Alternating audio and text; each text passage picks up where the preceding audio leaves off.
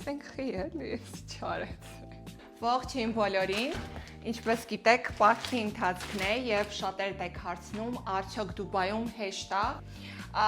Ես կասեմ այսպես, եթե Հայաստանում մենք ունենք հատուկ մենյու, որը որ պարտքի մենյու է, ցավոք Դուբայում չունենք եւ ինքդ պետք է ընտրես այնպիսի մթերքներ, որոնք կենդանական ծագման չեն։ Եվ ցավոք սրտի 1-2 տեսակ ինչ-որ սալատներ են մնում, որից չես կշտանում։ Հետևաբար մենք մեծամասամբ պատրաստում ենք տանը։ Ես այսօր շատ սոված եկել եմ,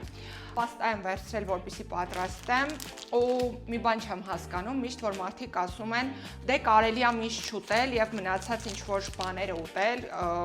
Ես պահում եմ շատ խիստ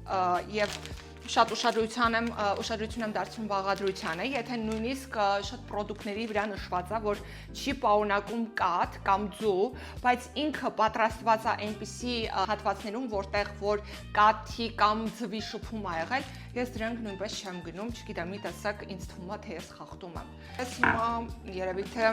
կպատրաստեմ սա ինչ-որ սոուսի հետ միասին։ Շատ մարդիկ հարցնում են, արդյոք բարդ է թե ոչ, այդպես պահել։ Շնորհակալություն։ Ոտ ամեն ինչ շատ լավ է ստացվում։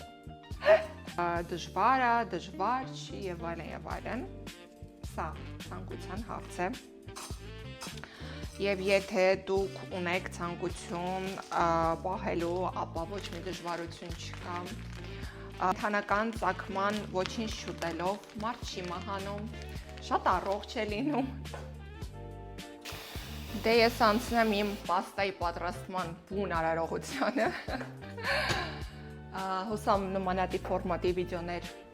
շուտ կնկարեմ, ժամանակ ունենամ եւ միասին հետաքրքիր առօրյա կունենանք։ Bye bye։